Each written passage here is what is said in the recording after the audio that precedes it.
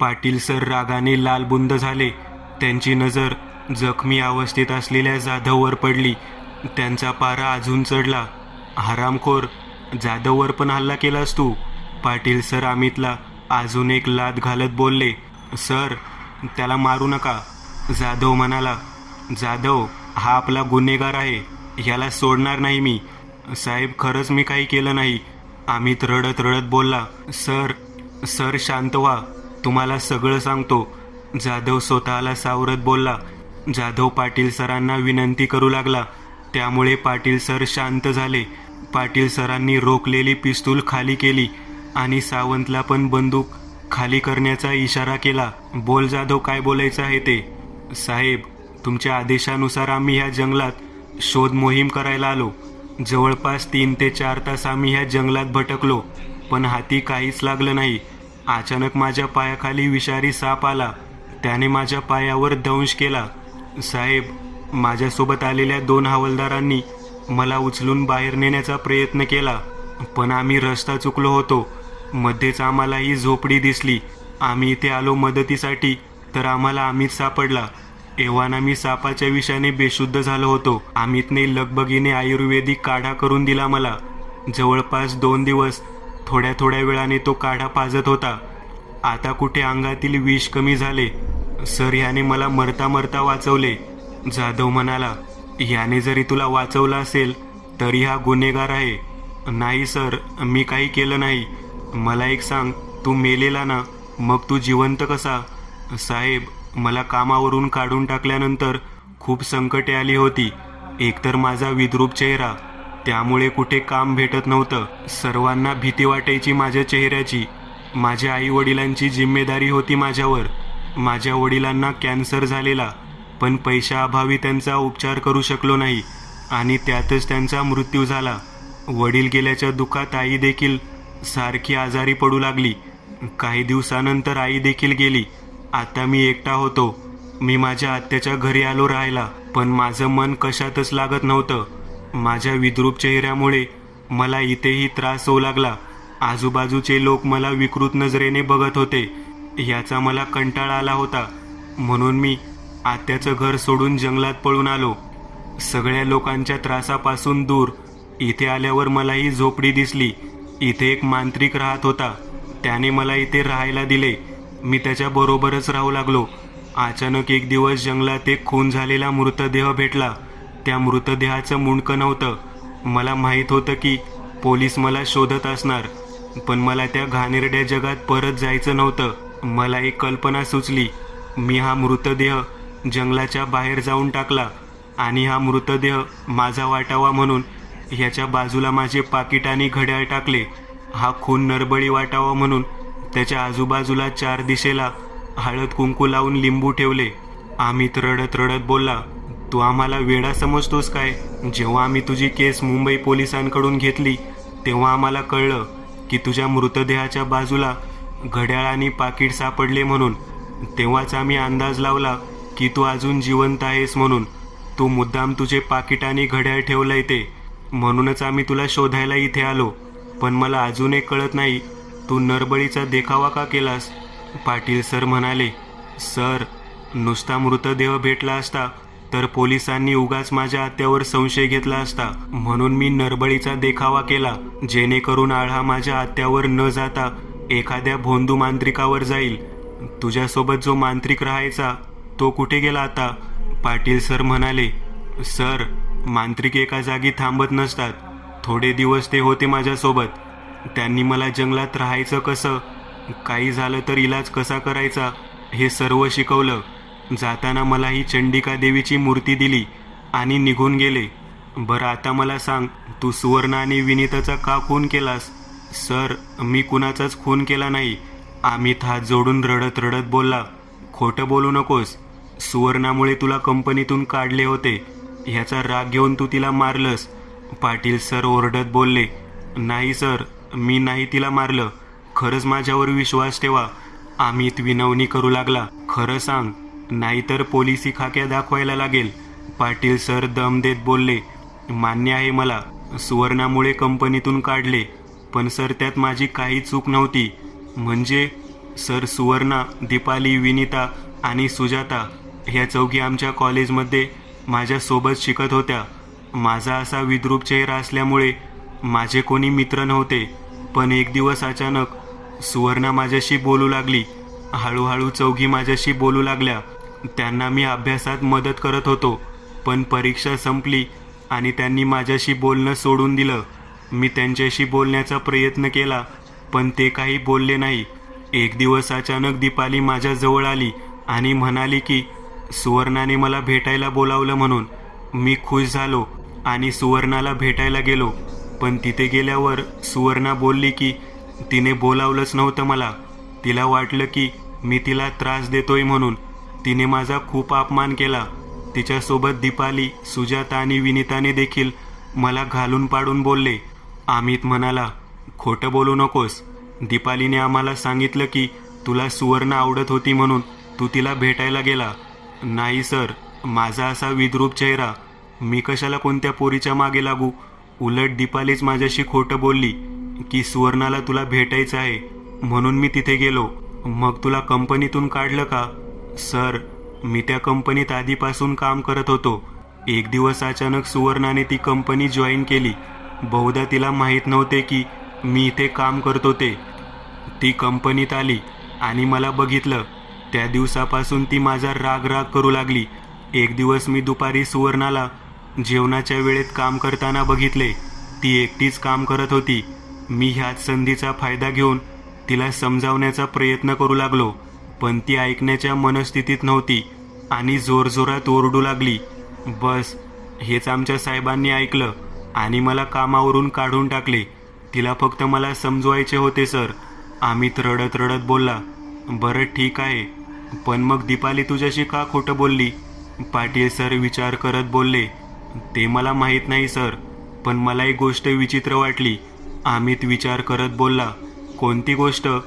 कॉलेजमध्ये असताना दीपालीचं अनिल देशमुख नावाच्या व्यक्तीबरोबर प्रेम होतं.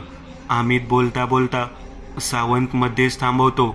साहेब, सुवर्णाच्या नवऱ्याचे नाव पण अनिल देशमुख आहे. होय साहेब, जेव्हा सुवर्णाने कंपनी जॉईन केली तेव्हा मला कळलं की तिचं लग्न अनिल देशमुख सोबत झालं म्हणून. पण मला एक कळत नाही, हा अनिल तर दीपालीवर प्रेम करत होता, पण ह्याने लग्न सुवर्णाशी का केलं? मला एक सांग, सुवर्णाला माहीत होतं का अनिल आणि दीपालीचं प्रेम प्रकरण? माहीत नाही सर मला. मग हे प्रेम प्रकरण तुला कसं माहीत? एकदा मला दीपाली आणि अनिल गार्डनमध्ये भेटले होते, तेव्हा तिनेच ओळख करून दिली होती आमच्या दोघांची. त्यानंतर त्या दोघांना मी खूप वेळ एकत्र फिरताना बघितलं होतं. जाधव, आता मला सगळा गेम कळायला लागलाय. कोणता गेम सर? सांगतो तुम्हाला. आधी एक काम करा, हे अमितला आपल्या सोबत घ्या आणि इथून चला लवकर. आपल्याला लवकरात लवकर हरिपूरला पोहोचावं लागेल. सावंत, जाधवला मदत करा उठवायला आणि चला लवकर. जाताना त्या जगताप हवालदाराला पण घ्या सोबत. सर, मी कशाला? मी काहीच केलं नाही. अमित विनवणी करू लागला. अरे तू तर पाहिजे, त्याशिवाय केस कशी सुटेल? पाटील सर आणि त्यांची टीम आम्ही सोबत हरिपूर पोलीस स्टेशनला पोहोचतात. एव्हाना सकाळ झाली होती. काहीही केल्या त्यांना लवकरात लवकर गुन्हेगाराला पकडायचे होते.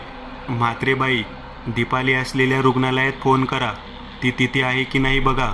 हो सर, करते फोन. म्हात्रेबाई रुग्णालयात फोन लावतात. हॅलो, मी हरिपूर पोलीस स्टेशनमधून म्हात्रे बोलते. मला दीपाली नावाच्या रुग्णाबद्दल माहिती हवी आहे.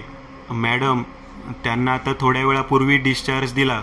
समोरील व्यक्ती, चालेल मॅडम, धन्यवाद. म्हात्रेबाई फोन ठेवत बोलल्या. म्हात्रेबाई पाटील सरांजवळ येतात. सर, आताच तिला डिस्चार्ज मिळाला आहे. ह्याचा अर्थ ती आता सरळ अनिल देशमुखच्या घरी जाणार. सावंत, आपली एक टीम अनिल देशमुखच्या इमारतीभोवती तैनात ठेवा आणि त्यांच्या हालचालींवर लक्ष द्या. काही वाटलेस तर मला फोन करा. चालेल सर, लगेच टीम बनवून निघतो. पाटील सरांच्या आदेशानुसार सावंत टीम तयार करून निघून गेला. पाटील सर पोलीस स्टेशनमध्ये येरझाऱ्या घालत होते. त्यांच्या डोक्यात कसला तरी विचार चालला होता. हरामखोर माझ्याशी गेम खेळतोय काय? पाटील सर स्वतःशी पुटपुटले. सर, काय झालं? म्हात्रेबाई काळजीपोटी बोलल्या. काही नाही मॅडम, आजची रात्र ही ह्या गुन्हेगारांची शेवटची रात्र असेल. एक काम करा, आपल्या बाकीच्या टीम मेंबर्सला बोलवा. मला सगळ्यांशी महत्त्वाचं बोलायचं आहे. पाटील सर विचार करत बोलले. म्हात्रे मॅडम सर्व टीम मेंबर्सला बोलवतात आणि काहीतरी विचारविनिमय करतात. पाटील सरांमध्ये एक वेगळाच आत्मविश्वास वाटत होता. रात्र झाली होती. एक मांत्रिक सुनसान रस्त्यावरून अनिल देशमुखच्या घराकडे चालत जात होता. रस्त्यावर लख्ख काळोख होता. मांत्रिकाने अंगावर काळे कपडे परिधान केले होते. त्याच्या एका हातात मोठा सुरा होता.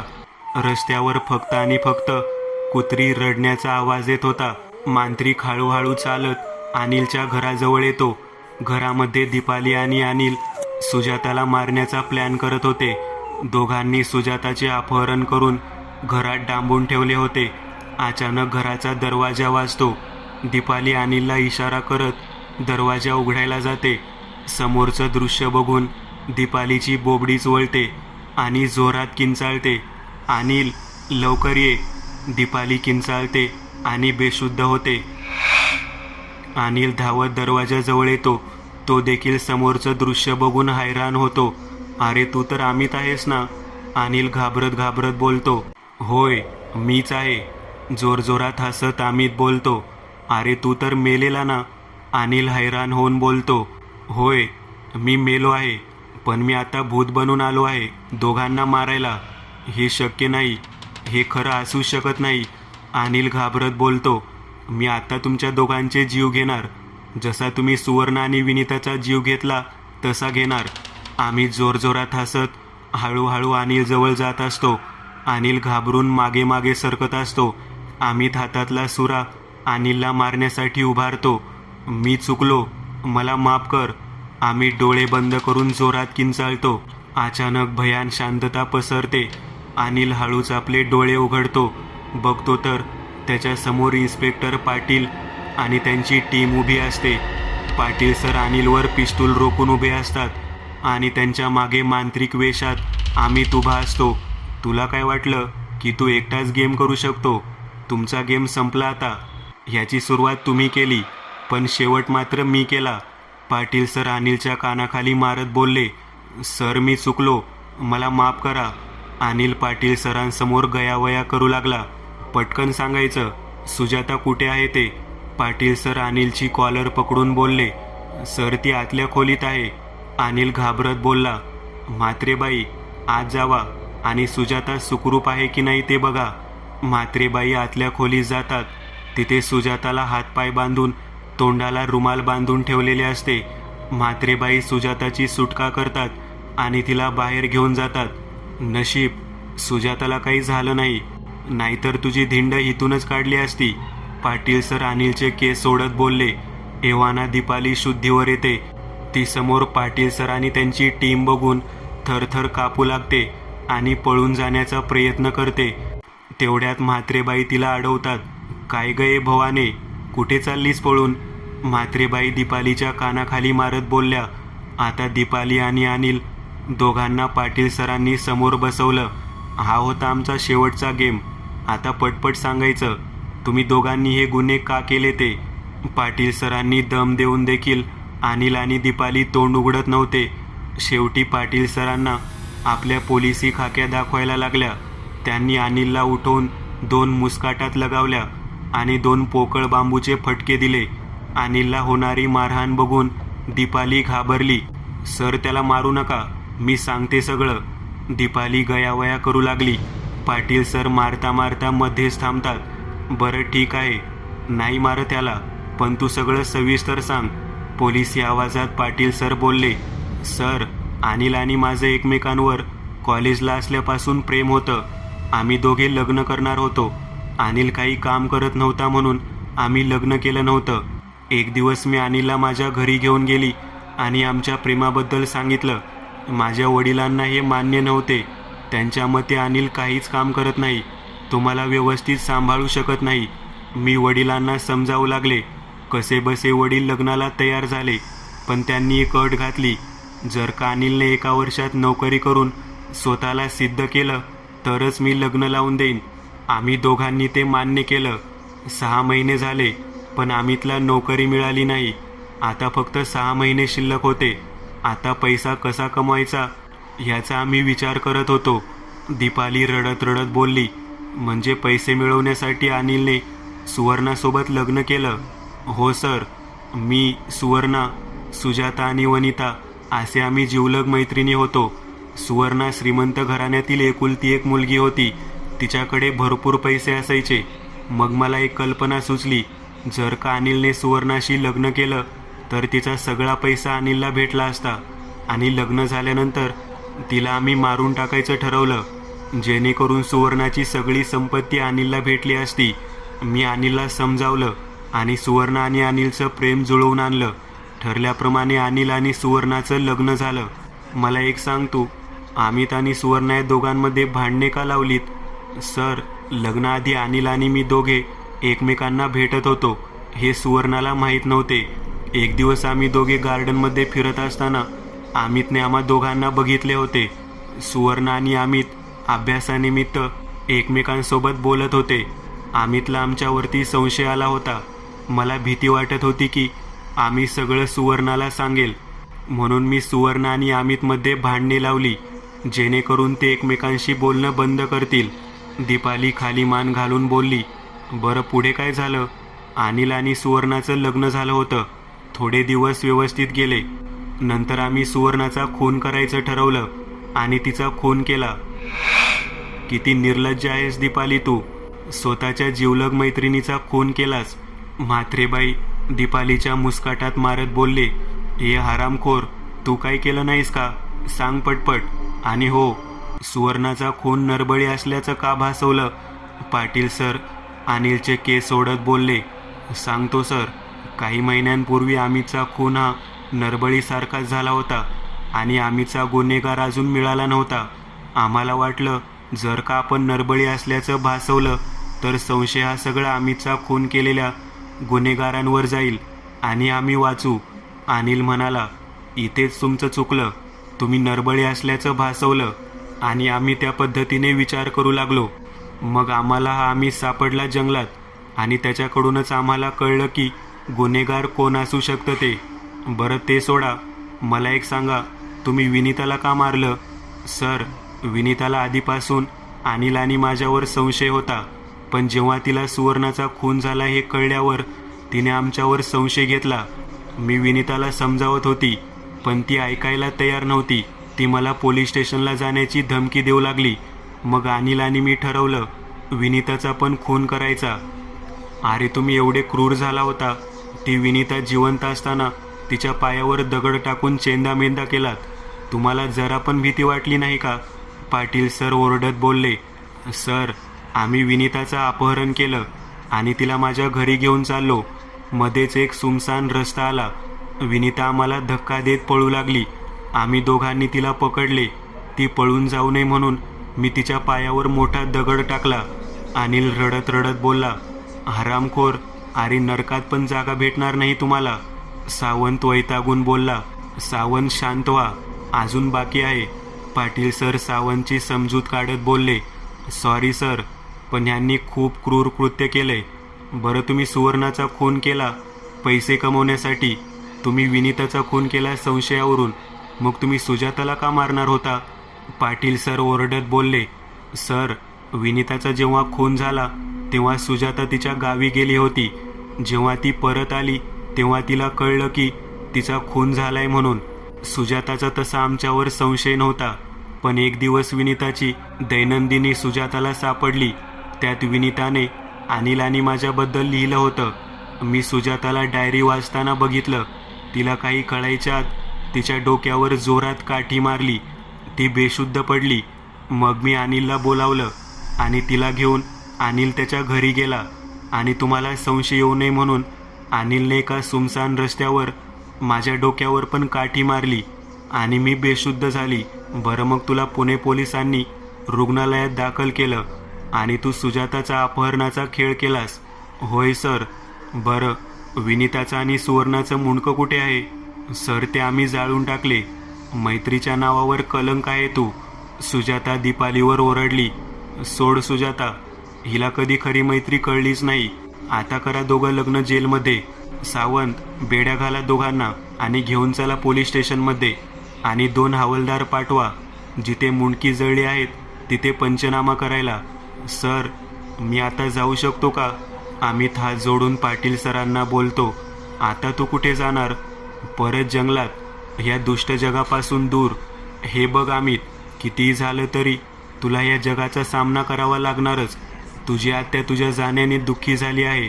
एक काम कर, तुझ्या आईप्रमाणे तुझ्या आत्याला सांभाळ. आणि हो, मी तुझ्या कंपनीत बोलतो, ते तुला परत कामावर घेतील. पाटील सर अमितला समजावून सांगत होते. सर, तुम्ही देवासारखे आलात माझ्यासाठी. अमित पाटील सरांच्या पाया पडत बोलला. बरं अमित, तू जा आता. सावंत, चला यांना घेऊन पोलीस स्टेशनला. सगळी टीम गुन्हेगारांना घेऊन पोलीस स्टेशनमध्ये पोहोचतात. पाटील सर सुटकेचा श्वास घेत खुर्चीवर डोळे बंद करून बसतात. तेवढ्यात आवाज येतो. सर, आणू का मलाई मार्के चाय? जाधव हसत हसत बोलतो. मित्रांनो, आज पुरतं एवढंच. तुम्हाला जर काही गोष्ट आवडली असेल तर नक्की लाईक करा. तुमच्यापैकी बरेचसे जण व्हिडिओ लाईक न करताच पळून जातात. पण हा जर व्हिडिओ तुम्ही लाईक केला तर मला जरा बरं वाटेल आणि असेच भारी भारी व्हिडिओ बनवायची माझ्यात एनर्जी येईल. त्यामुळे नक्की लाईक करा. आणि अजूनही कोणी या चॅनलला सबस्क्राईब केलेलं नसाल तर लगेच सबस्क्राईब करून टाका. आणि बाजूची घंटी ती मात्र दाबायला विसरू नका. देवाची घंटी आहे ती. चला तर मग पुन्हा भेटूया अशीच एक आगळी वेगळी गोष्ट घेऊन पुढच्या